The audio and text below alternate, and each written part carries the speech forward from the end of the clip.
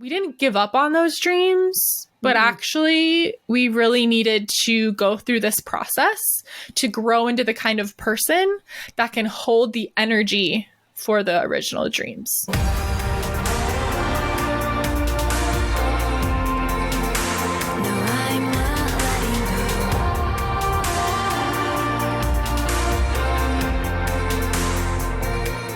Hello and welcome to another episode of Goddess Hangs. Episode 112. Woo!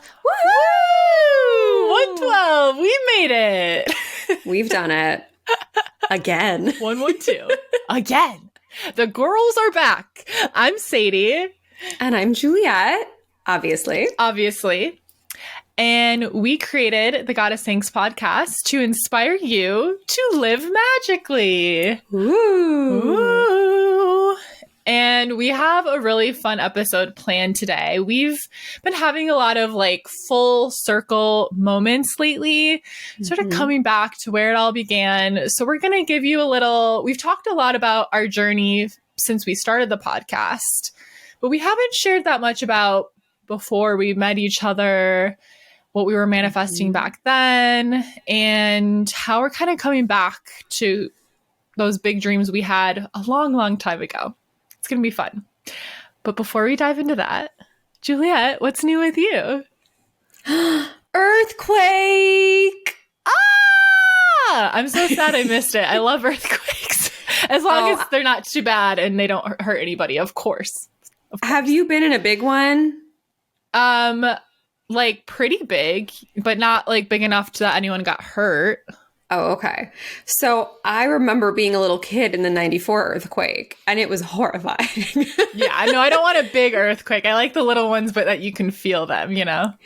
So it was 2 a.m. I was, of course, wide awake, and Victor was asleep next to me, and it starts happening, and it was really like quite intense. And I start hitting him. I'm like, earthquake, earthquake, earthquake, earthquake. He's like, stop punching me, stop punching me. And so I was then terrified for the rest of the night. And I was like, I bet that was like everybody, there's 2 things you do when you live in LA. Number 1, you check Twitter. You want to make sure that other people felt it. It's a very communal experience. Yeah. And then the second thing is you guess. You're like, ooh, I wonder how big that one was. And so my guess was 4.6 because it was big. It was quick, but it was big. And it was a 4.2, 10 miles south of Malibu in the water. So that was fun. Then there was a little baby aftershock. And poor sweetie girl.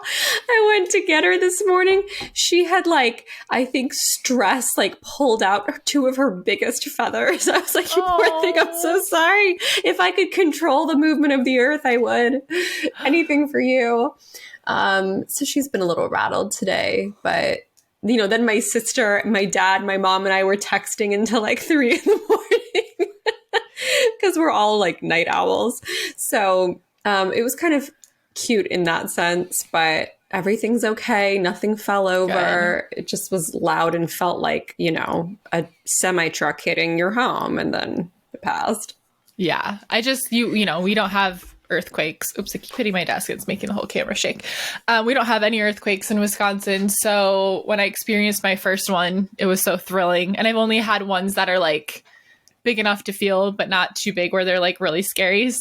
Thankfully, knock on wood, that's all I ever experienced. So they're kind of thrilling. You're like, oh my God, I didn't grow up with this being an option that it would ever happen. You had the tornado warning, the storm warnings and the sirens. We have tornadoes a little bit, but it's just kind of, it's just sort of surreal feeling, just feeling the earth move and things swaying and moving and it's just a interesting feeling, but I'm glad it wasn't so strong that anybody got hurt. So no, it was fine. I think I've told you the story about how one time there was an earthquake, probably even smaller than this. And my grandma, instead of calling us to tell us what happened or ask if we were okay, she called the news and they put her on. Did I tell you this? I feel like this sounds familiar, but please reshare this with us. Okay. So my grandma who to even find out, she must have dialed the operator. Do you know what I mean? Like, I don't even know how she got through to the news. Put me on with Channel 7. Let alone that they put her on. It was an earthquake with no damage, no injuries. It was on St. Patrick's Day, like maybe 10 years ago. It shouldn't have even been news, really. It was just like, they put my grandma on. And and we had the news on because, again, you put on channel whatever when there's an earthquake, like, oh, wow, like what? And I'm like, Mom, get in here. And it's my grandma's name across the screen. It's her voice. And she's talking in depth about how it rattled the shelves of her miniature shoe collection and the cabinet is like all in shambles. And then people thought it was so funny that Jimmy Kimmel reached out and was like, please, Doreen, like, we have to have you on the show. This is hysterical. We'll come to you, because she's a total hermit. And she's like, no, I'm not doing that. But she's like, it shook and I flew out of my bed. And they're like, well, you got to make sure you don't have any heavy pictures hanging above the bed. And she goes, oh, yes, when my husband gets home, he'll take that artwork down. That artwork stayed there for another 9 years. But yeah, that's her little claim to fame. And my longtime childhood best friend, Sydney, her mom heard it and was like, isn't that Juliet's grandmother? And Sydney's like, Mom, you don't know what you're talking about. But it was. We're like, why wouldn't she call us? Why would she somehow call into the news? And as she kept talking, the look of regret on these news anchors' face of like, why did we put this woman? She has nothing of newsworthy importance to share. Okay, well, now we know from now on, when there's some sort of thing happening in LA and we have some small part of it, we call the news because we want to get on the news. We want to get on Jimmy Kimmel. I know. Did I tell you like a month ago, like I was trying to put gas in my car and I hear like heels clicking and it's this woman. Yeah. And she's like, can I interview you? I was like, no. No thanks. I couldn't have looked worse. I was like, what am I going to say? Yes, the gas prices are high. Boy, aren't what are they you gonna high? do? Yeah, I still have to get somewhere. So I guess that's where the money's going. Like it's, anyways. So we had an earthquake. I did some little crafts. Would you like to see my crafts? Yes, of They're course. called works of heart. So this one, it's 4 red hearts. I'm going to give this to my mother on a string. And I thought of you. I went to Michael's. I got glitter paint. I was going to say, are those cutouts from the dollar store? They look like the style ones I was getting. Oh my God, so cute. And then I miss painting stuff. Little gems on them, which was so fun. And then I have one that is multicolored. It looks like candy hearts, conversation hearts. And this one I might keep because it's so cute. So cute. Look at that. So fun. I obviously didn't bring like all my crafts with me. I brought like my one like sketchbook and my watercolors, but it's not the same. I'm just not a watercolor girly. It doesn't pack a strong enough punch for me. I'm an acrylic lady. Yeah, I miss my acrylics, but it just would have been bananas to pack all my 10 pounds of stuff. I miss it though. But alas, on to different things. I'll be back. So let's see. Crafting, shaking. At like 1 a.m, I totally reorganized our kitchen, had my second wind and did that. And I've just been having so much fun, like getting creative, making TikToks. I posted a very funny one on our Goddess HAIM page before popping on here. Maybe you've seen it or you will see it, but I didn't see it yet. So make sure if you're listening, you're following us on TikTok at Goddess HAIM. We have so much fun over there. And honestly, I'm drawing a blank. The earthquake really shook me up. And then my neighbors who it's like living under a bowling alley between like 7 and 8:30 in the morning. And then it's quiet all day, thank goodness. But they must have dropped like a 12-pound suitcase or something, just like an anvil, maybe. I don't know. They dropped something so loudly. Cartoon. A piano. And so I think because I was still in shock from the earthquake, I woke up gasping. And then I was like, oh no, it's okay. It's okay. They're just being the worst.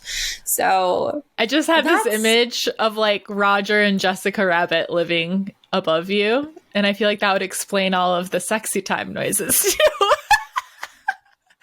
Oh my God. It's been really quiet for a long time. And then last Friday, they like could not contain it.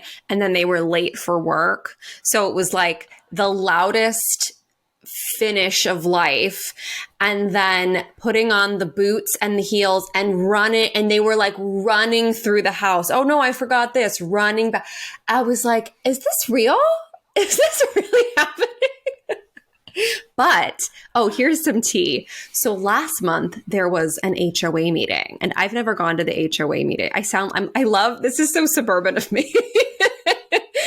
So last month there was an HOA meeting, and this is a building of like very old conservative people who've lived here since, earthquakes and floods, and their HOA money they really dedicate towards like it goes to the gardener, the pool person, if a pipe breaks or if there's an emergency. Like they're not really about beautifying the building. It's a nice building, but it's not like, that's not the priority, nor does it need to be, And so he had put on the docket like he wanted to present touch-ups around the building. Did I tell you this? Mm-mm. Oh, this is kind of funny. So building tea. So I'm like, oh, you know what? That's kind of nice. Like that's redeeming. He wants like to do some touch-ups. Maybe there's like places where we could like clean the carpet or the paint is kind of gross or whatever. Apparently, he wanted everybody to pay $10,000 to hire his daughter to redesign the lobby, which you could redesign the lobby for like $500 at IKEA. Like there's no need for 10 grand. And our good friend who lives in the building, who's also on the board, like tore him in half and was like, are you out of your mind? Like, we're not doing that. And so me and Victor are like, we are sitting in on the next meeting. Like, it's too juicy. We're going to go and I will report back. I'll let you know how it goes. We don't even own, but we're like, we're here. And that's what's new with me. What's new with you? Wow. Well, not that much, but I wanted to share so last week with the Psychic Circle, we did, with the Psychic Circle, we do 2 live calls a month, and one of them's a masterclass style. And then one of them's what we call like a practice session, which is more experiential, where we're, leading you through certain meditations, through tapping into your clairs, developing these skills. Because of course it's one thing to learn about, but it's a whole nother thing to learn how to like actually use the skills and how they can be useful in your life. And so if you want to catch these replays, you can join the Psychic Circle. The link's in the show notes, by the way, if this sounds really cool. And we always hear feedback that the replays are so powerful. So definitely go check that out. The masterclass this month was how mediumship works. And everyone was like, oh my God, this was like the best masterclass ever. So that was super fun. But this past week, we did a Meet Your Spirit Guides practice session or experience.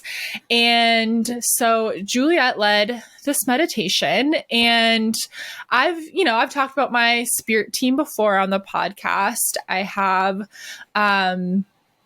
like 3 spirit guides that I feel like have always been with me and I, keep in touch with regularly. And then I have a deity I work with, and then I've had like other energies sort of like come and go, working with their energy, like short term.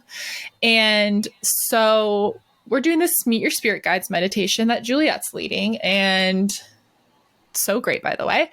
And, so we're like going down this staircase and we're going, and I'm picturing myself sort of seated at this round table with like my guides all sitting around it. And there's, the usual people there that feel really familiar. There's the deity I work with that feels really familiar. I'm feeling all this energy really strongly. I connect with it regularly. So it's really easy for me to tap into that. But then I see this new masculine energy next to the deity I work with. And to me, he's sort of like changing how he looks as I'm looking at him, sort of like almost shape-shifting, which is really interesting. And I'm just like, who is that?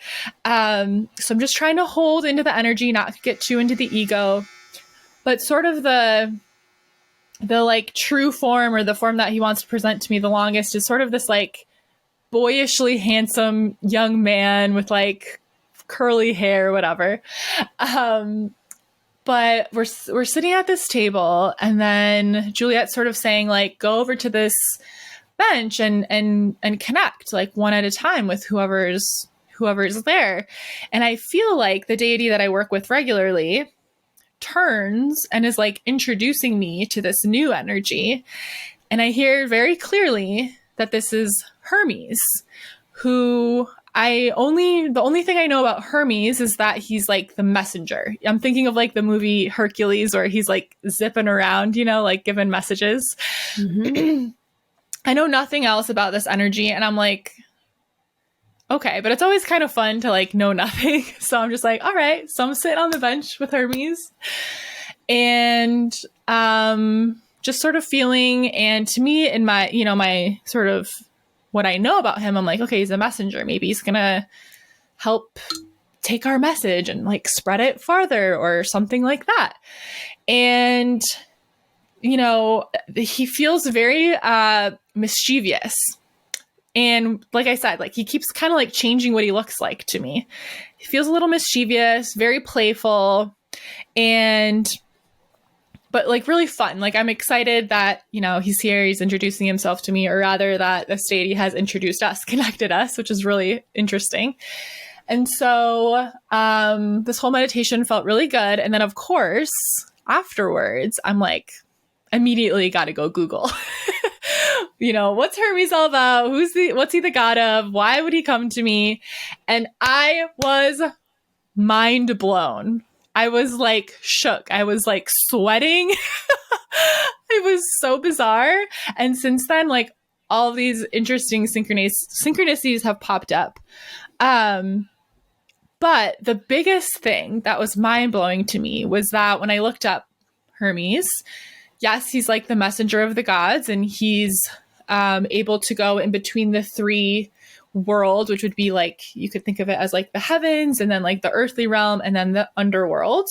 He also is, I can't remember the word for it, but basically leads souls into the underworld, which the other deity I work with is connected to the underworld. So very interesting. I'm such an underworld witch. I don't, you look at me and I'm like pink and sparkling. It's not the aesthetic I would think of.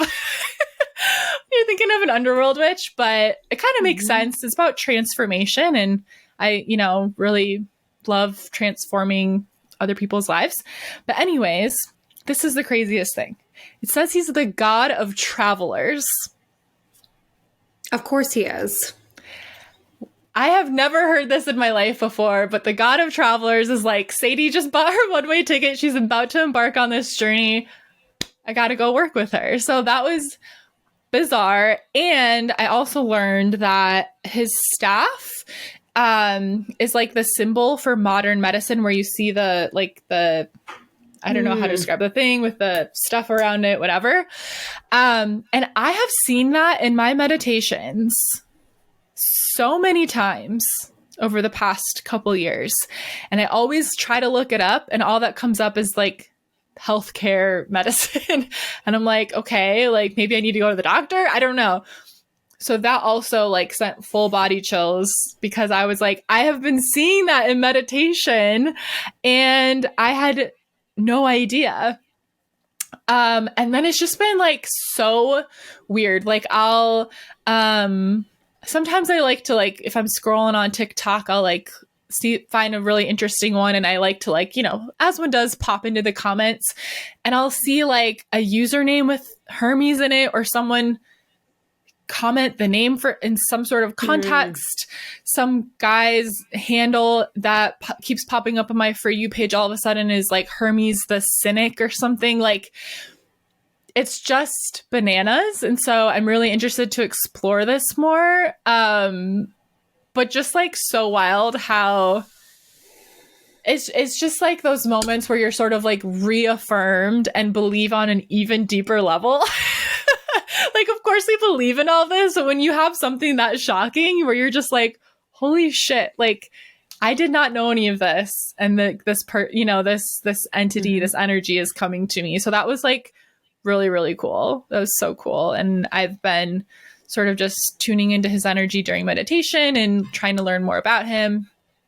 And it's interesting because they say the offerings and things that you would make to Hermes are pretty much the same as what I offer to my other deity. So I'm like, oh, just make it double. Easy peasy. So that's been really cool and really fun to be connecting with a new energy. And then, oh boy, I just keep trying to go outside and go on walks because I just have cabin fever because I don't have a car. I can't go anywhere like during the weekdays. Like I can't go work at a coffee shop. So I'm out in the country. So go for walks. And then every single time I feel sick the next day. I'm like, outside is supposed to be good for me, but like my throat gets like swollen. It's very weird. But I got to go for my mental health. So we're going to keep trying. It's not that bad. I just like yesterday I went for a walk and now my throat just feels swollen, but whatever. I wonder if you wore like a mask or a scarf, something that the air would be a little warmer going into your throat. Something to cover your mouth and your nose a little bit. Yeah, I know. I should try that. Which I know defeats the purpose of being outside. I know. I'm like, I want some freaking fresh air, but yeah, it's like too cold. It's not even that cold. It's like 20s, but whatever. That's and cold. Then, I know. For Wisconsin, it's like nice. And then I've just been continuing to plan for my trip. I got my like big backpack in. I found a purple one. I'm very excited because I just think those big backpacks look so dorky. No offense to my backpackers out there. But I mean, you were a backpacker. I know. I'm like, I've just been in this internal struggle. Like, should I just bring the roller, but like a big one? But I'm like, no, it's going to get annoying in certain places. And I just don't want to be that person that's the only one with the rolling huge suitcase. Cause I'm traveling like backpacker style. Like I'm moving around pretty quickly. Some places we're going to stay like a month, but anyways, I found a cute one. It's like pastel purple. I've decided I'm bringing that and a carry-on roller. So it's light enough to carry the few times I need to, and then like a regular size backpack. And that's it. I'm traveling those 3 things for 6 months. And I have to bring like this chunky podcast mic and stuff. I was going to try and just do the backpacks, but I'm like, no, I'm bringing one extra bag. Well, good. Hey, did they have it in pink? Did they have it in pink by chance? Yeah, it was just sort of I didn't like the pink one as much, but they do have it in pink. Okay, maybe I'll like peek at the pink one because that'd be really cute. And we're in Bali. Yeah, I'll send you the link. I got it on Amazon. Okay. It's the Mountaintop brand, which the purple and pink ones I think are newer, so they didn't have reviews, but other Mountaintops had amazing reviews. Everyone says they're the best for like a lower price point that you can get. So that's why I went with Mountaintop, because I didn't want to pay. The bag I really wanted was $400. And I was like, this one's $92. We'll do this one. Perfection. So I've been doing that, planning, I have New Zealand pretty much planned out, and then like when I'm going to Australia.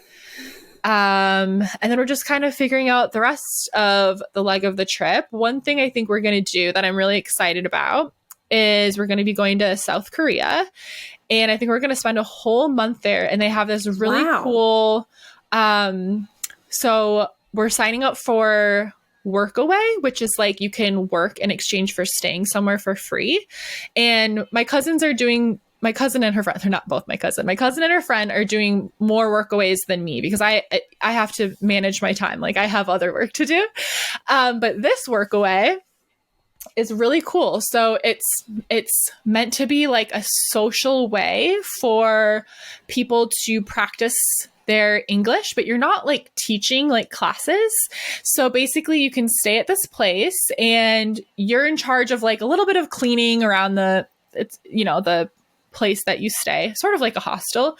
But what they want you to do is spend time each day in their like social areas, and like people who live there that aren't native English speakers but want to practice, they come and you just like kind of get a beer with them. You just hang out and have conversation.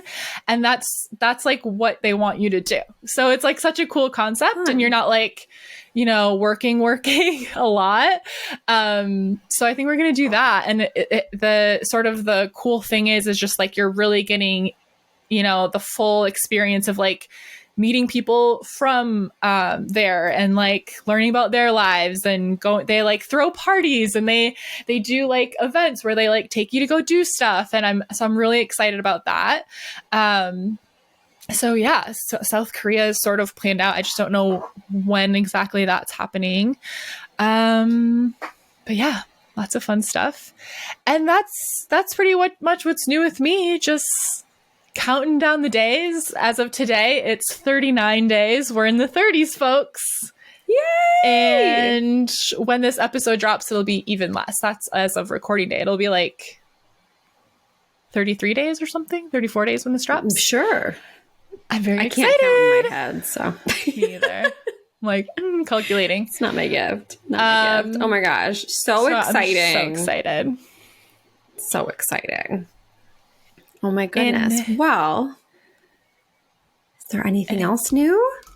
No, I want to dive in because we're going to kind of talk about what we've learned in 3 years of being fully committed to manifesting, like the actual concept, the science, the system of manifestation, and sort of like before that point and after that point, and some of the turning points of that. So I'm really excited to dive into today's topic and hopefully inspire some of you to either get started or keep going on your journey, because as you've probably noticed, like a lot has been changing in our energy lately, changing in the way we've shown up. Obviously, I threw my whole life out and started a new one.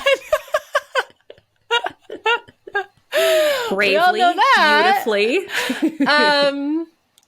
So, like, let's talk about that. Why that's happening, how that's happening, and how you can, you know, make shit happen in your own life in little or big ways. Yeah. So I feel like in the fall of last year, some things happened and we had to make some changes that were really like a big gift to us. Looking back at it now, because in so many ways, like whatever those things were like a wake-up call. And we sort of realized around November, December in our own ways, like, why did we start this journey?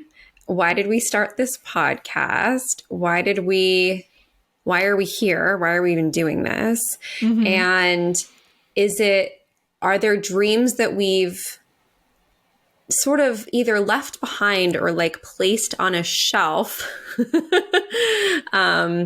while we built this? And the answer was yes. And so with Sadie, it's been all about traveling the world and seeing you make this huge decision and this huge change and this huge commitment. I know I'm not the only one who felt very inspired by that. I mean, we have a really beautiful friendship in that like one of us takes a step and the other's like, oh, and then we realize a step we want to make in our own lives. And so, you know, in the this is the third year of the podcast, I've never told my music story. I'm very like vague and brief about it, but like it's a huge part of my life. And I've been doing everybody listening like a disservice by just saying like, oh, well, I taught preschool and I nannied and I did assistant work and retail work. And then here we are, because there was so much else going on while I was doing those jobs. There was a whole lot going on. So I think I'm trailing and I lost the question, if I'm going to be honest. Okay, okay. I'll refer to my notes because I have it sort of laid out, and it'll definitely lead into you telling all of this. Okay, I'm going to edge of our seats and listen. Okay, so here I realize this because it's January right now, right? Mm-hmm. And so it was January 2020 where I came back from my little Christmas vacation. This is when we were still working at the store together. And I told the whole team, oh my God, I just learned about this thing called manifestation. Have you heard of it? And Juliet was the one that was like all in with me. We were like learning all about it. We were soaking up every free resource available. We were like all in on this buzzy word, manifestation. So I feel like 2020 was like a big portal, like a big turning point. You could say like January 2020 was the start of this, I feel like, in a way, because that's when we really connected about this stuff, right? Like it was sort of the first spark of that. But before this point, we had both manifested really incredible things in our lives. You know, we, at that point in time, maybe weren't working in our dreamiest of dream jobs. Definitely not for me.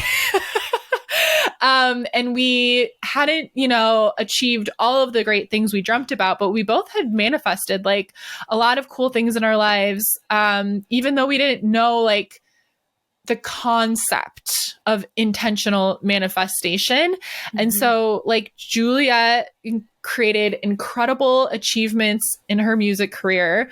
I manifested like, because my big thing that we're going to keep coming back to is travel. I think it's my Sagittarius rising, just like has to see the world. I was like, damn, I manifested multiple free trips to Europe before I ever knew about manifestation.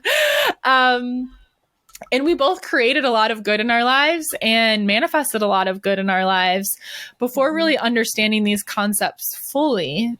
I just feel like when January 2020 came around, that was when we became obsessed with manifestation, learning about it, how to utilize it very purposefully in our lives. And that's sort of when our journey together began, even though we had known each other previously, but like this leg of the journey.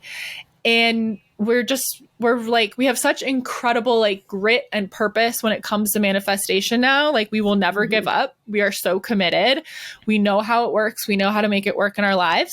But tell us a little bit about like what you manifested in your music career and all of the cool stuff you did before you even knew manifestation existed. Yeah, so I always believed in being tenacious and showing up. Definitely like that go-getter part of me.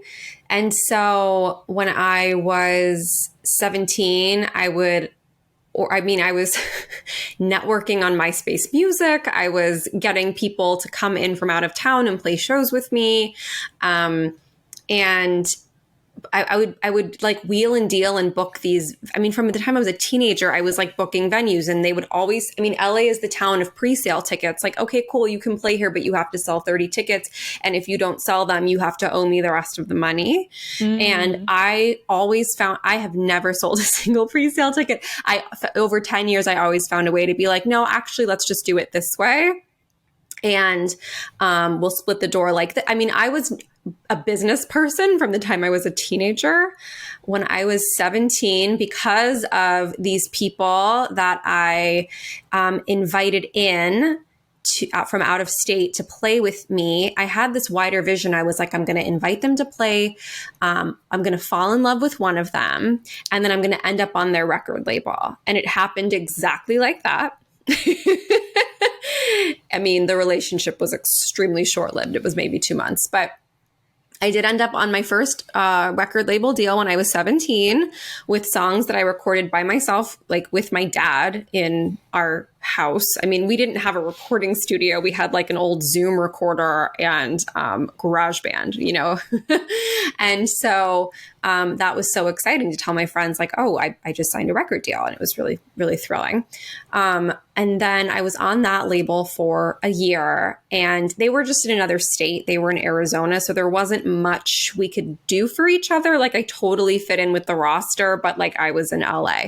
So, and also I didn't want to deal with that ex anymore because I had just fallen so in love with him and I couldn't handle being on the same label. So I was like, I'm ready to leave. And they let me go, which is funny. Like the business person in me now would be like, stay on the label. But that's what I wanted to do. And that's what I did. And it was not a problem. And then,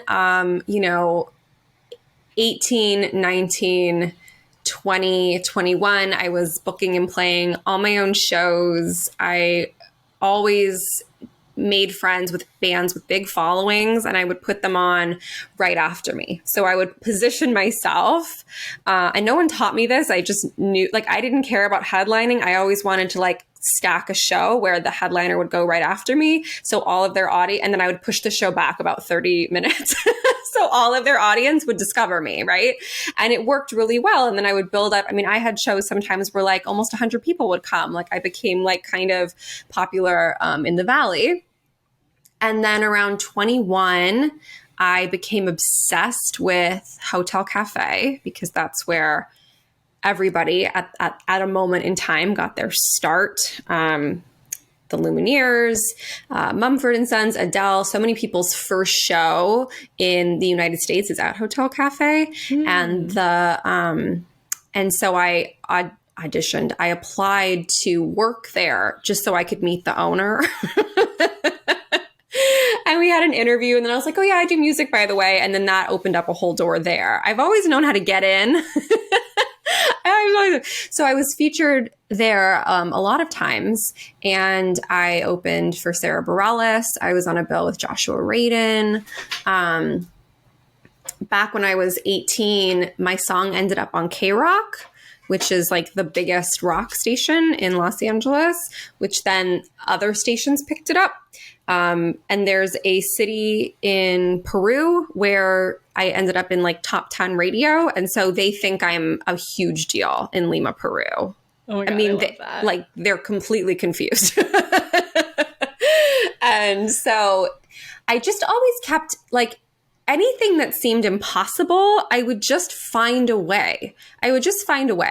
And so I was manifesting because I just didn't think anything was too hard or too out of reach. Like, oh, I can get a record label as a teenager.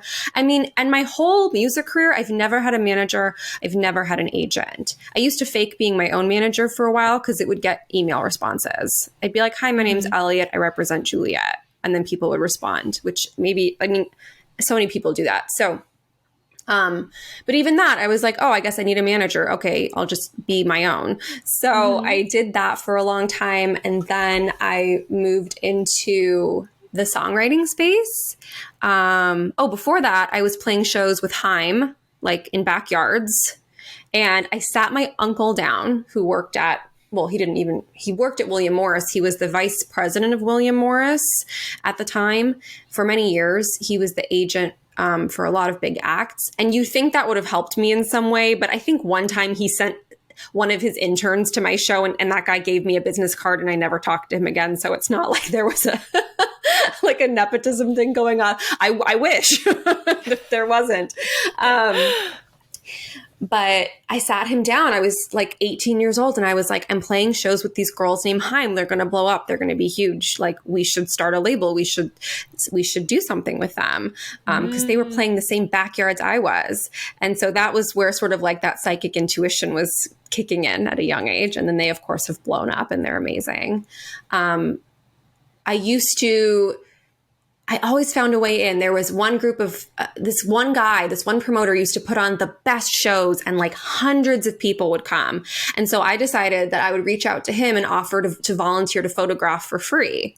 And so I did that for a few shows because I loved taking photos. And he just lost his mind over the photos. And then he's like, oh, if there's anything I can do for you, let me know. And I was like, well, you could have me on the bill. And so I always found a way in. Oh, you mentioned it. Yeah. Well, and I was very decisive, and I was willing to like take risks and approach people and ask. And if I couldn't get in the normal way, I would get in a different way. And I always had good intentions. Like I wasn't ever trying to trick anybody, but I just believed I could find a way, and I always did.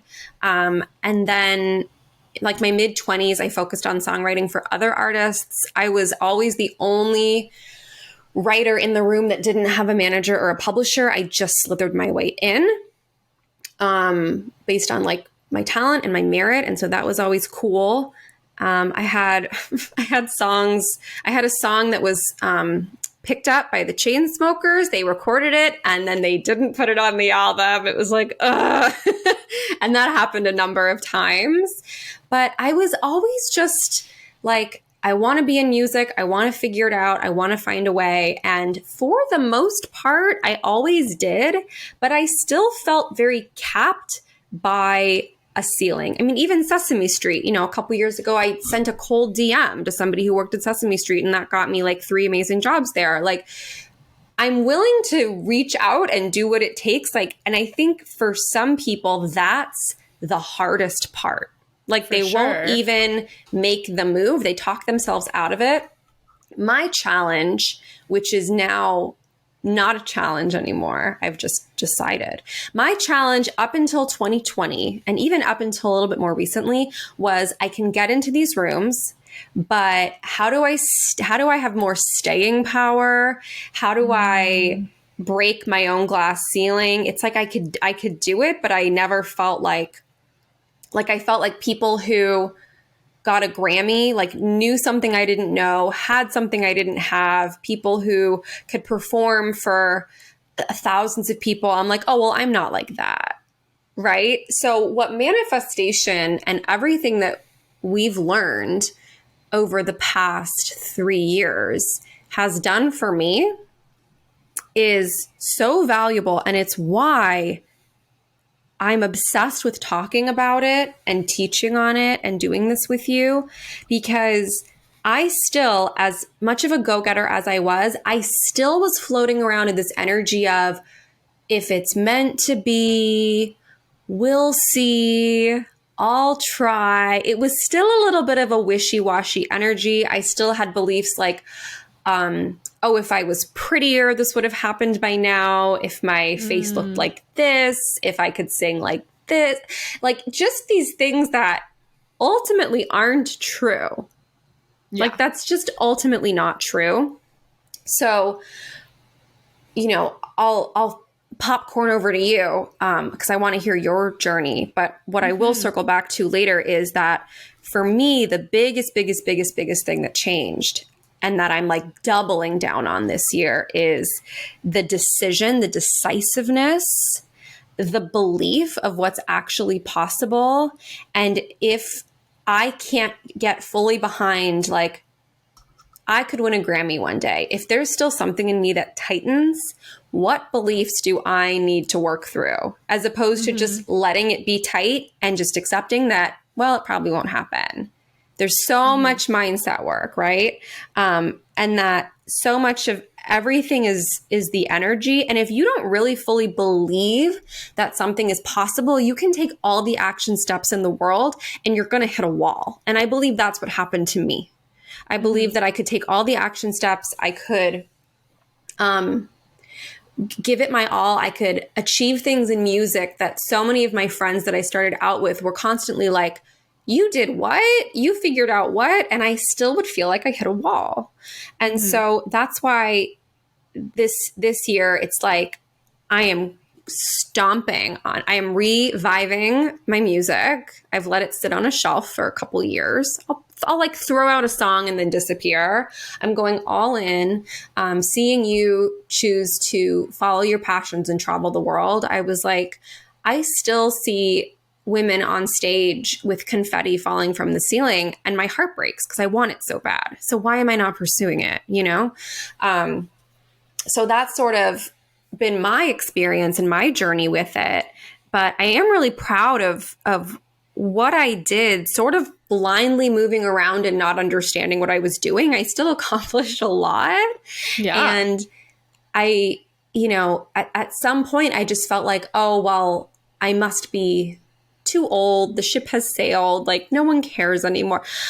That is such nonsense. That is such nonsense. Like, that 90-year-old woman just won a Latin Grammy. Like, I'm going to get my folk Grammy. I'm going to get a Grammy in the folk category. They don't televise the folk category, whatever. But it's going to sit on my piano. I feel it. I've like imagined feeling it. So that's where I'm at right now. And that's how doing this show, building this world with you, and being your best friend has like realigned me to so many things. And I know I'm like asking myself far more quality questions than I ever was. I was like, oh, well, I don't think that's possible. Anyways, what's for dinner? Like, I wouldn't stop and be like, well, why? Mm-hmm. Why is that not possible, Juliet?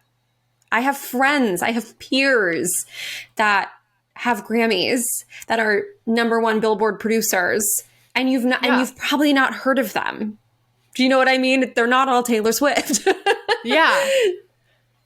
It's funny because I just saw a TikTok of this girl talking about the difference between celebrity and fame. It kind of made me think about this because she said she lives in LA naturally. And I think she's done some acting, and she's also done a lot of like, I think maybe nannying or some sort of work where she's around like lots of celebrities and she's in their energy. And she said it's such a different energy between a celebrity and someone who has fame. And sometimes you have both, but a lot of times you have one or the other. Mm-hmm. For example, there's so many people with fame right now, like the TikTok stars of our generation. They have fame, but they're not necessarily a celebrity. And there's a lot of celebrities that aren't famous.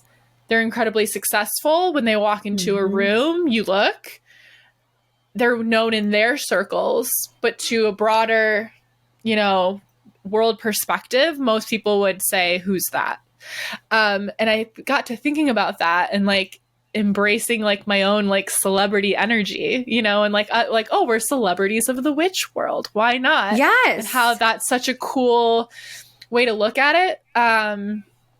I got a big chill. I'm writing that down. I love that. I think I saved the TikTok. I'll have to send it to you. But I just thought like that is like the coolest energy to think about.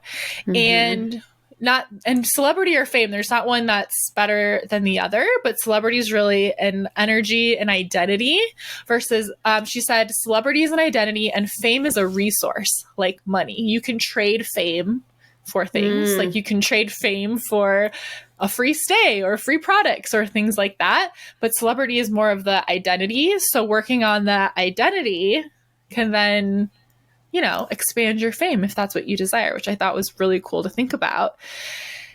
And I think also, as you were talking about, Juliet's our famous go-getter. Like, that's what you're known for in the, quantum goddess circles in this podcast. Like, Juliet reaches out to TLC and we've got an interview the next day.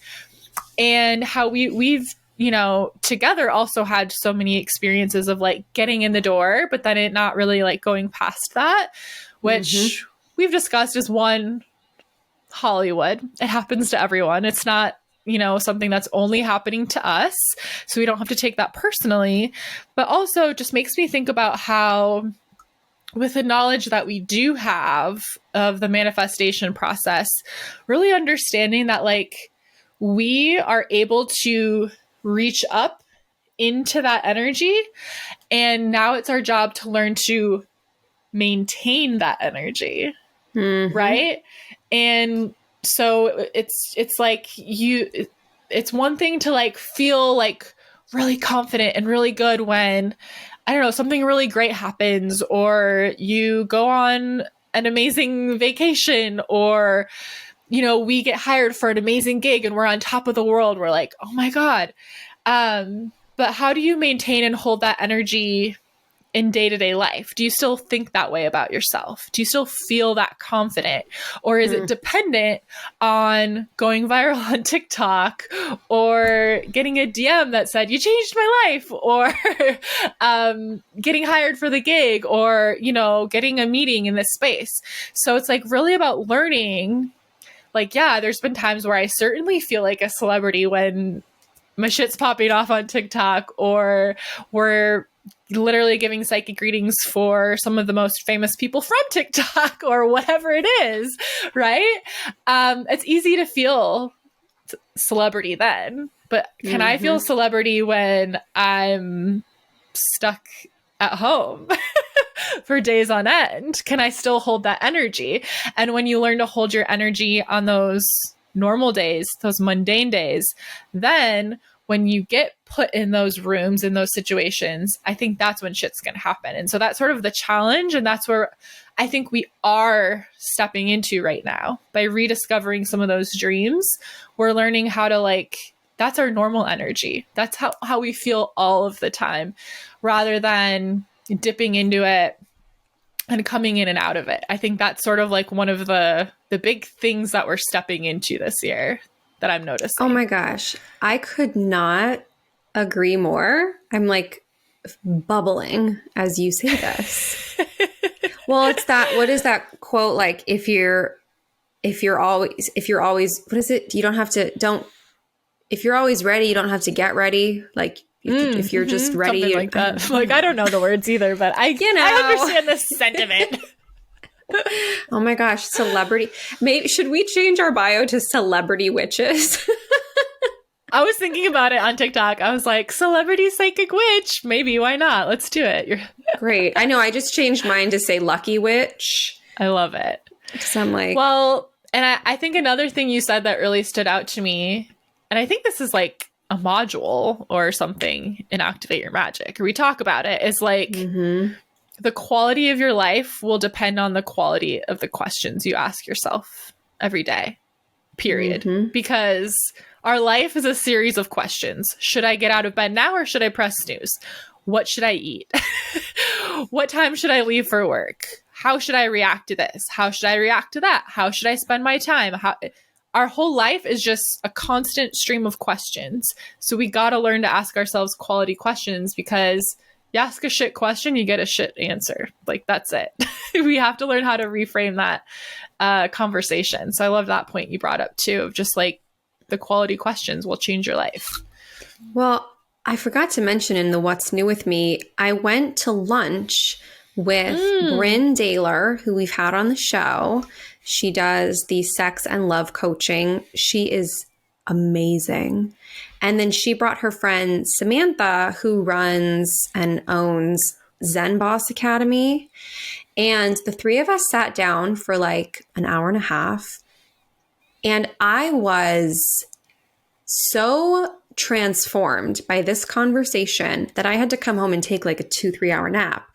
It was the most, the energy they were on, the questions they asked one another and me, I was sort of speechless and unprepared for some of them, because it was like, oh, well, like, what's the greatest thing you've learned from podcasting? And what's the most recent breakthrough you've had? And, you know, how, like, what's the most recent struggle you've had? And how are you like, and I was like, this is amazing. And I know that we do that here, but it's not often that I sit down for lunch with women and have, and for not a single moment, like, nobody talked about anybody else. Nobody had a complaint. Everybody was like, I mean, I was so, and I was like, oh, this is the secret sauce.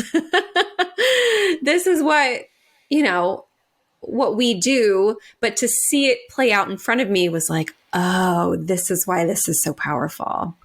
Well, that's why we have the mastermind component in the Alchemy Collective, because it's about like, we want to have the conversation. We want to have that high level quality conversation with you, because it's powerful. Like, questions will change your life. It's cool. It was amazing. I also sat down this week and I did the journal prompts for Manifestation Babe Academy. I'm revisiting that. Wow. I mean, it's questions. Yeah, I wasn't asking myself. The questions I was asking myself up until about 2020, 2021 were, why isn't it working?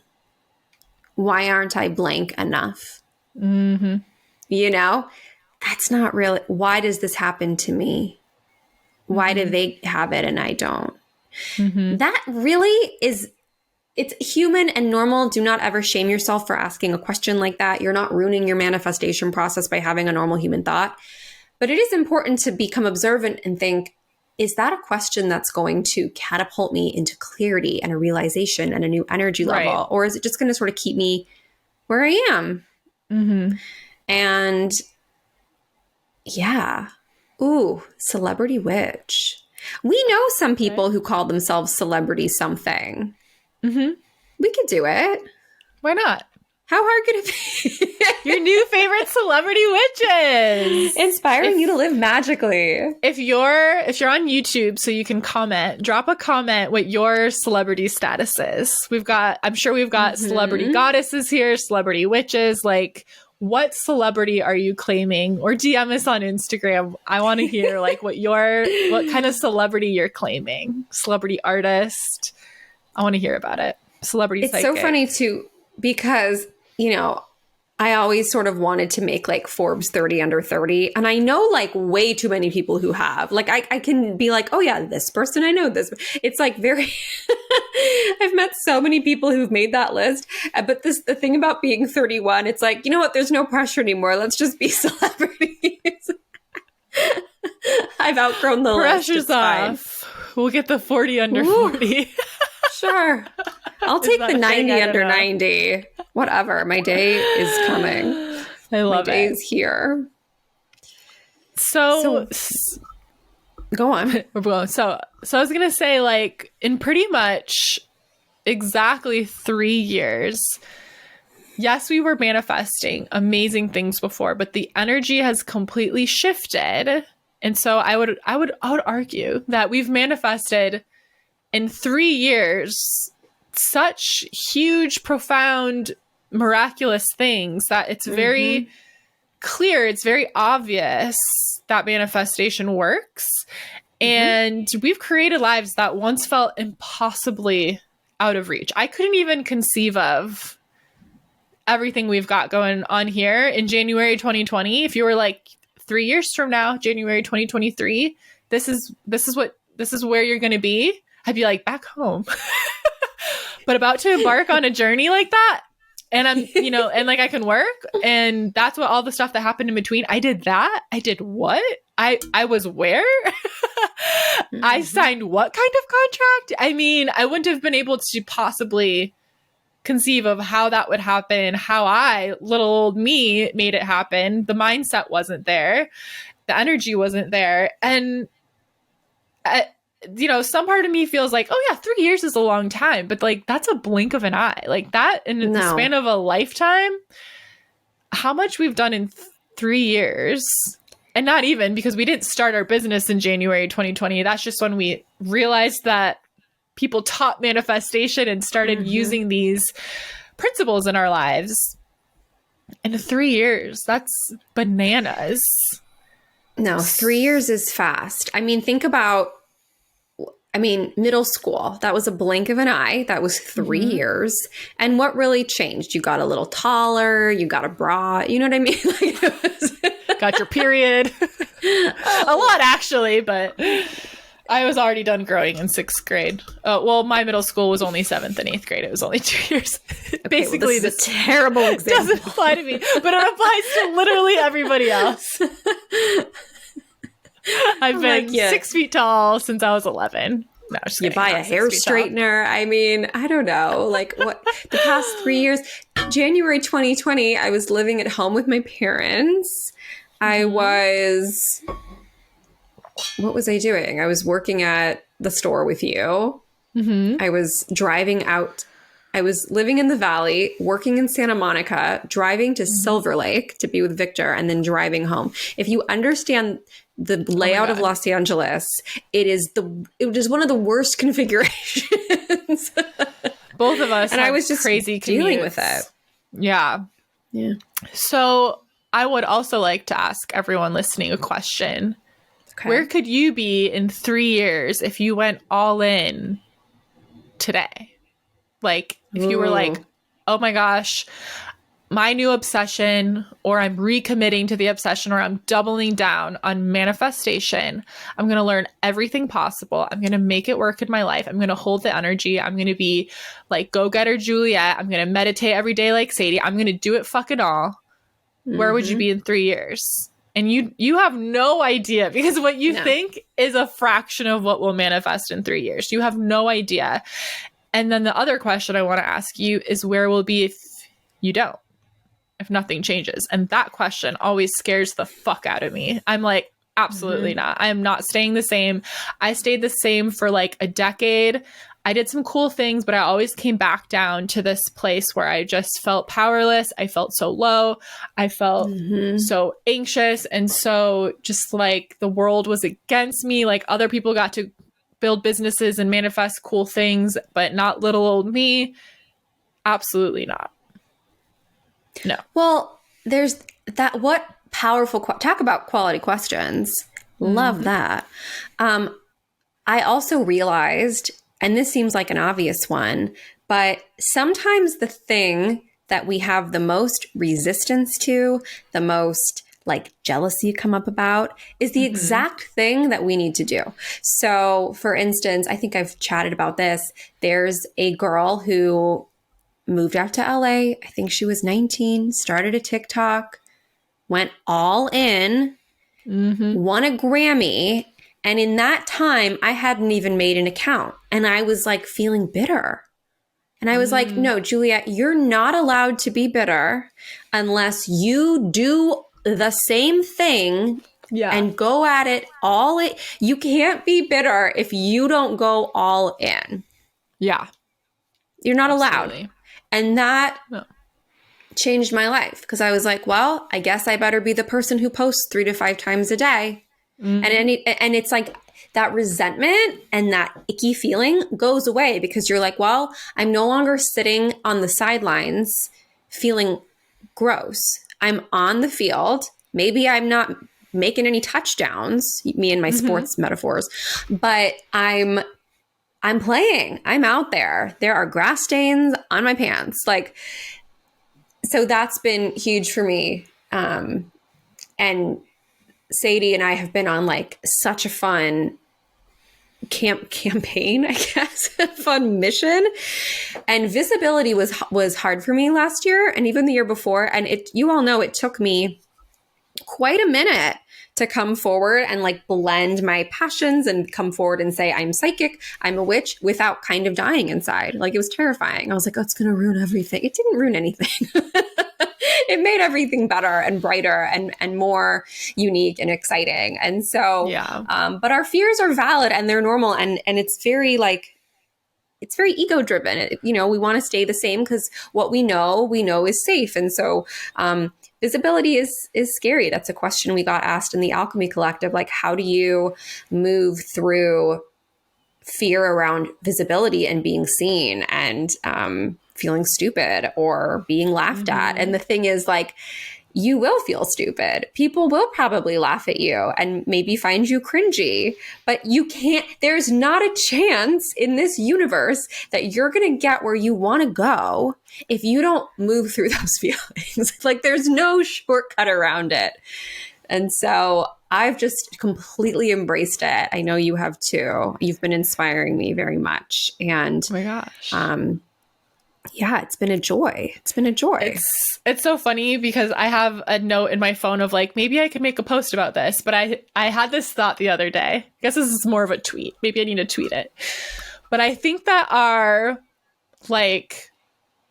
probability of success is directly related to our tolerance for being cringe. Yes. Because it feels so cringy to like show up on social media. It to this day, it still feels cringy at times. I have like my dad and, you know, family here that can like hear me recording TikToks of me like doing my makeup and, you know, talking, telling a story or whatever. And like, it's just like, who cares? Who cares? You have to just be okay with feeling cringy. And I can't promise you that feeling ever goes away. It definitely lessens, or your just tolerance grows greater. But I do think there's a very real correlation between your just willingness to be cringe, because you got to show up. It feels cringy to maybe it feels cringy to ask for a raise. Maybe it feels cringy to cold DM somebody for an opportunity. Maybe it feels cringy to make the TikTok or whatever it is. You want to manifest your dreams, you got to be fucking cringy, I think. I know. I think it's related. I do. And it's not that bad, I promise. No, I mean, you have to go to the pole dancing class and be the worst one. You just have to. You have to start somewhere.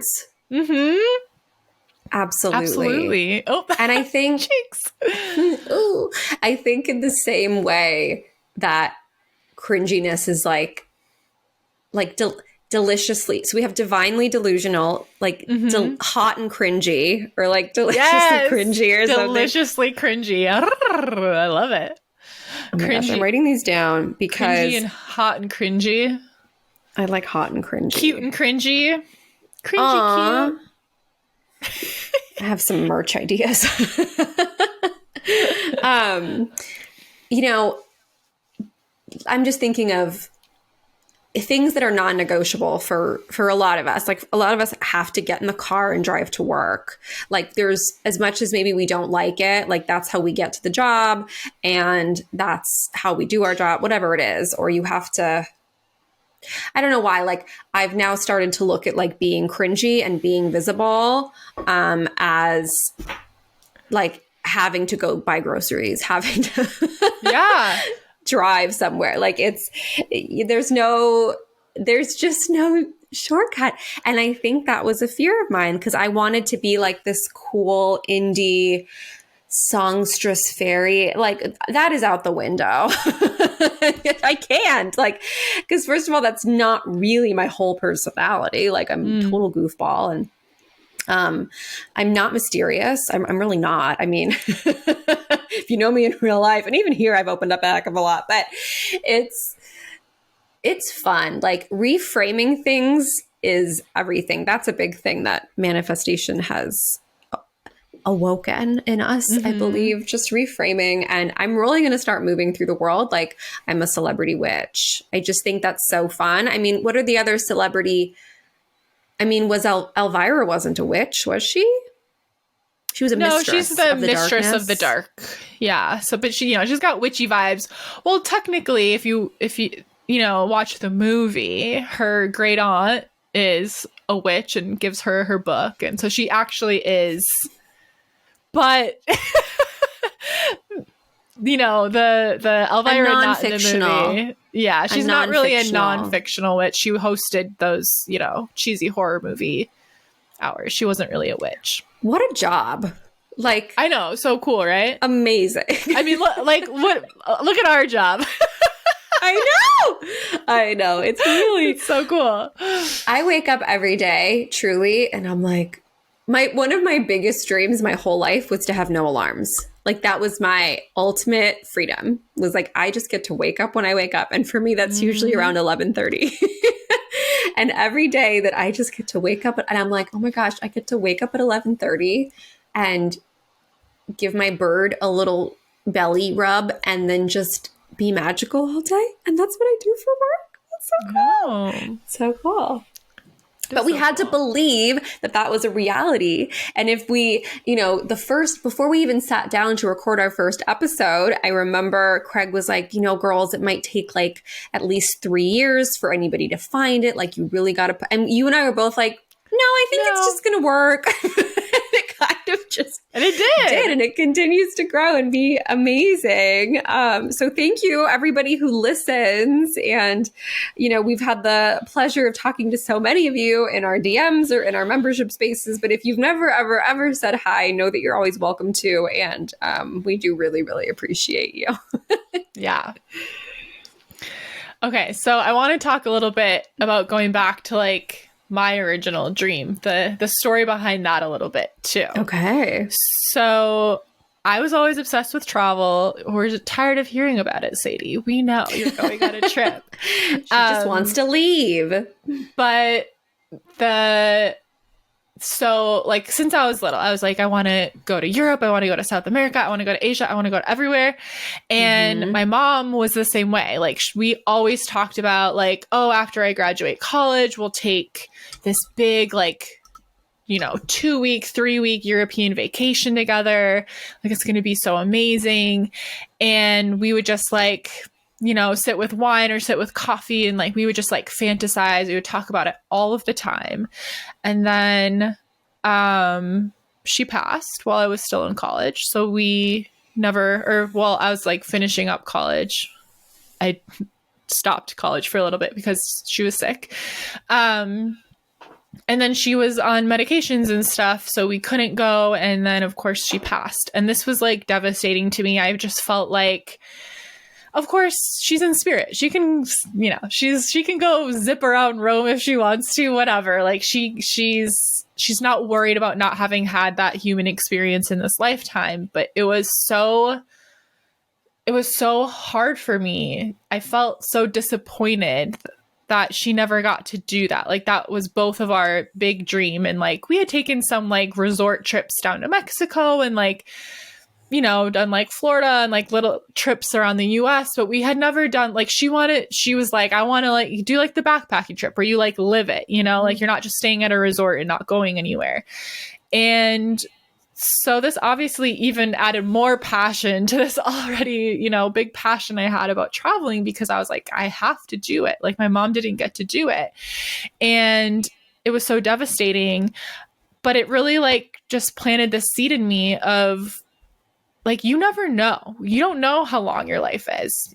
And it's short and it goes by quickly. And it's a waste of time to not go after what you want. Like it's obviously we're all in different situations and we all have different levels of privilege and different things, these factors in our society that make manifestation work in different ways for each of us. But like, we have to hold on to our visions. We have to hold on to our desires and practice manifestation and make these things happen in our lives, because you just never know. And that might be a little grim, but I think it just lit this fire under my ass of like, I'm doing this. I'm figuring it out.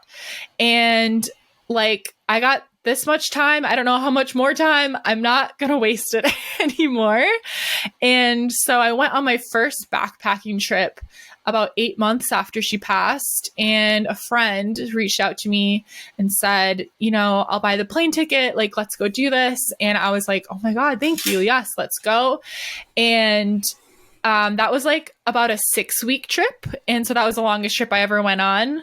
And I had never felt more alive. I was like, this is who I am. Like, and we were staying in hostels and taking trains, and I ended up going off by myself because things weren't really working out there. But I just had the greatest experience of my life. Every new city I went to, I would go to like a beautiful church and light a candle for my mom and like just like connect with her. It was so amazing. And I came home from this trip and I was so depressed. I was like, I had this like taste of my dream, and I was like, I was back home here just trying to figure out, I was like, I need to work for myself. I followed like all of these digital nomads. I was like, I have to figure out how to work for myself or have a remote job, because like, I don't know how to make that happen. I feel so lost. I feel so overwhelmed, but like, this has to be my life. Like, I have to be able to travel when I want, for how long I want. I just don't know how. And at that point in time, I I kind of let my mindset get the better of me. I really, really tried, but I just couldn't I couldn't follow through with the actions. I couldn't figure out how to make it work. But I did take a big leap, and this inspired my move to California. I was like, well, if I can't go backpacking again right away, because I don't know how to make that happen, I know what I can do. I can just move. Start a new adventure that way. And so I moved to Santa Barbara, and I did start a business while there a little bit. It was very influencer-esque, but I started this Instagram page, which is actually the same Instagram page I have now. But it's renamed now. And I was making like a few $100 a month, but it grew really fast. It was also about mindset and adventure and making the most of life. It was called Barbie Knows Best. My mom is Barbie. And it was like, the theme was like the wisdom my mom had imparted on me, and how I was making this grief journey make me create a life that felt really good. I didn't know that was called manifestation at the time, but it was very aligned with what I do now. We do now. And it felt so good. And it was a beautiful page. I connected with a lot of amazing people. I had like little brand deals and stuff. But then I gave up on it when I broke up with my then boyfriend, because he was an amazing photographer, and it was kind of based around him taking all these photos. And I was like, I don't know how to do this, whatever. But it was the foundation of what I do now. And that was back in like 2017-ish. And then I kind of gave up on it. And I went through a really hard period of time, and I was just kind of hopping from retail job to retail job for a couple of years. But then, as the universe would have it, I found myself in a retail job with Juliet. Yay. And it all led back to where I was meant to be. And that original page that I had is very, the energy was very aligned with, what I'm all about now. And it took, like 3 years to come back to finding myself. But then in that January 2020 portal, and that, the manifestation concept, that was what I was writing in my journal every day, was like, I have my own business. I don't know what the business is yet, but I know I have one. I know that it's going to let me work from where I want, when I want. It's going to let me travel. It's going to be amazing.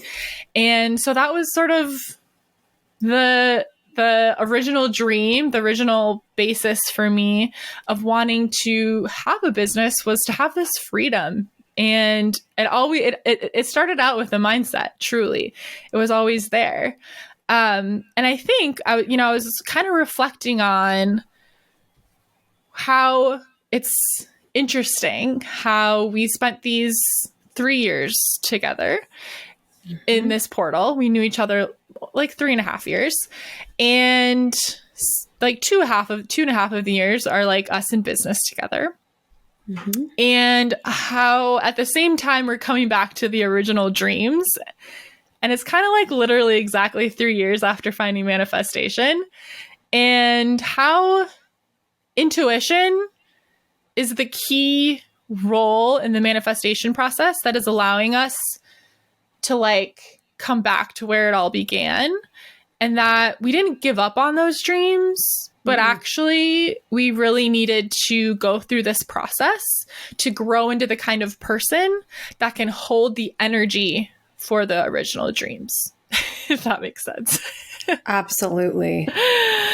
And if you feel like you're like, Sadie, Juliet, I feel like I'm doing, manifestation. I feel like I'm following the principles. I feel like I'm doing the work and it's not working. I would say 9 times out of 10, focusing on some intuition development is going to be huge for you. Because I feel like when we were practicing manifestation a lot, and then when we went through our intuitive development mentorship, that's when things really opened up from a manifestation perspective, as well as literally becoming psychics.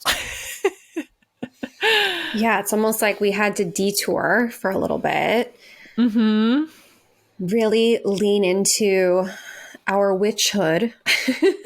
Really lean into our intuition, our psychicness, our desires, understand the energetics of things. And it's been like school.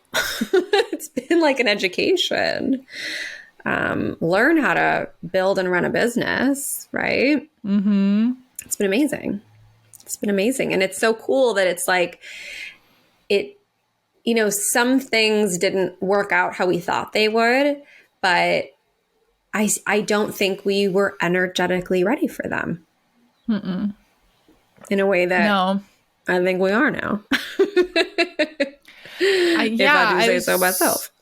I was just thinking about how like, and it's going to be a different like thing in different people's lives, but for Juliet and I, and for every entrepreneur person, entrepreneurship is like the most transformative. You have no choice but go on to like a spiritual awakening, a personal development journey, because it's hard and you have to hold, the energy for a lot of people. You have to have tough skin. If you're visible, you're going to get comments, or, people are going to not see you the way that you see yourself, or going to, misunderstand you. I mean, go look at our YouTube Shorts comments right now. People are like commenting that the meanest things, like, yeah, I don't so even mean, look at those. and I don't even care. But that would have really gotten to me a couple years ago. Like, it's like, for us, it's entrepreneurship. For you, it might be something else. But if you have a specific dream, but your intuition is leading you down a seemingly different path, you need to trust that, because the transformation you're going to go on that path is going to turn you into the kind of person that has the capacity to hold the dream that you want. And so it's a necessary journey, and trusting the process. And if your intuition says we're shelving this for a little bit, or we're going to come back to that later, got to distinguish between ego and intuition. That's important. But if intuition is genuinely saying that, you listen, because there's something in this process that's going to allow you to turn into the kind of person that has the capacity to not only dip into that energy and then come back down, but to like hold that energy. It's going to be really powerful. I'm so excited to see what this year looks like as it plays out. Like, it already feels so good and so different. It feels different than last year. Oh, like, yeah. severely. Yeah, completely. And like, look, this process was hard, and it's there's gonna be hard moments to come too this year, maybe even this month. Who knows? We didn't always feel good in the process, but we've always showed up. We've always figured it out. We've always stayed committed. And that's what you have to do. You have to have like the grit and the tenacity to like dig your heels in and be like, I don't know how this is going to happen, but I am committed to finding out and being cringy and, being okay with failing, being okay with being misunderstood at times or judged or whatever it is. And just saying like, I know who I am. I know what I want. And I know how I can create good in this world, because I know for all of us, our big dreams and desires, they're going to add something wonderful to this world. If it's in your heart, it's there for a reason. You're going to inspire someone else in your life to show up for their dreams. I always like to think like, what would I tell a best friend? What would I tell Juliet or another best friend in my life if they came to me with a crazy dream? I'd say, oh my God, that's so exciting that you know what you want. Go for it. But then we have our dreams in our own minds, and we go like, who do you think you are? Are you kidding me? No way, right? So it's like, talk to yourself like you're your best friend, because you are. I want to read something. Oh, finish. Yes. No. Oh, go ahead. Okay, I'll read something. So last night, before the earthquake, I was writing down just what you said, and I'm going to post it this week. I wrote, I literally do not care if people watch me fail or fall flat on my face anymore. I'm over it. Is this your biggest fear? The vulnerability, people watching you try and perhaps not immediately succeed? If so, good news. That's so normal. Here is the reframe you've been needing. People get to watch you go big. People get to watch you have fun.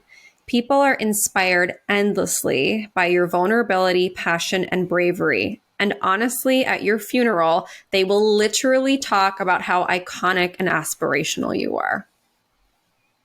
Like, they will.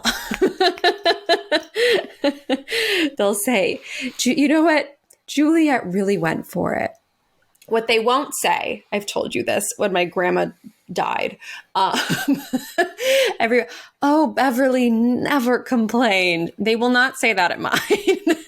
Beverly was not Jewish. Beverly was her own breed. But I looked at my cousin during that funeral and I was like, you will not be hearing that at my funeral. They will say a lot of great things, but they're not going to say she never complained.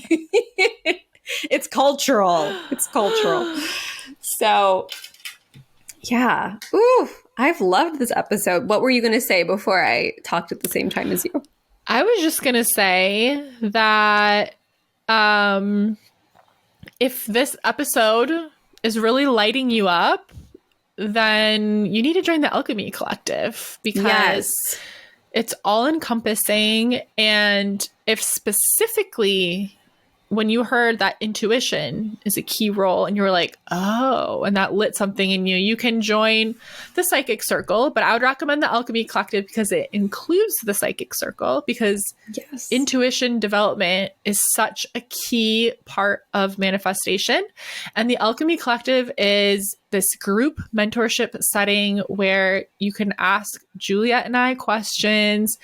You can tell us about specifically like what you're manifesting, what you're bumping up against, what energy you need to hold, what's going on with you. You can celebrate wins. You can complain when things don't work out. Like, we're here in this group to hold energy for each other and hype each other up and get excited. This is where we host a monthly mastermind where we get to all as a group come together, ask each other quality questions, get inspired. And then we also host a masterclass each month that's also live. And when you join, you get a huge library of masterclasses that range from the witchy to the intuition development, to the mindset and magic or manifestation. So we would love to see you in there. And if specifically the intuition piece is really lighting you up, there's also the Psychic Circle. So we'd love to see you in those. This is the space to be if you want Juliet and I's literal eyes on you, supporting you through your own manifestation journeys. And we would just love to be that support for you. It's the best place ever, I'll tell you what. Yes, it is. Let's see if I wrote any other notes. That's pretty much it. I just wrote, we are ready. We came back to our original dreams. Juliet the pop star, Sadie the digital nomad. Doesn't sound together. The Celebrity Witches. The Celebrity Witches. Non-fictional. Non-fictional. Real magic. Sorry, check. That was at the same time. We really have to record a new intro that's like, real magic. Oh my God. I'll let you write it. I'll get my guitar and I'm going to write it down. Real magic song. We can record it together when I'm in LA. So you have 39 days to put our new intro. Okay. And then you can auto-tune my voice. Hey, if you don't think hit single. If you think I don't utilize auto-tune. Oh my gosh. Auto-tune is my best friend. And I don't care what anybody has to say. Well, then you're not a real singer. No, I'm not. I'm really not. I'm a songwriter and I use the tools at my disposal. Hell yeah, as you should. Oh my God. Real magic. Real magic. If you want some real magic, come join us in the Alchemy Collective. And we have so many other fun goodies in the show notes, so many freebies. Love to see you in the Coven, the Psychic Circle, the Alchemy Collective. If you want to hang out with us more, come to Bali with us. Me and my purple backpack will be there. And me and my probably pink matching one will be there. Yes. It's going to be very exciting. We're going to have so much fun. It includes so much, your airport transfers, all of these amazing tours and experiences, and we get to do it together, and it's going to be so special. And make sure you're following us on social media. We all have the same handles on both Instagram and TikTok. At I am Sadie Olson, at Goddess Hangs, at Juliet.Piper. And we're just so grateful for you. Thanks for being here while we manifest our dream lives. And we'll see you next week. We'll see you next week. Thank you for everything. Bye. Bye. Real magic. Real magic.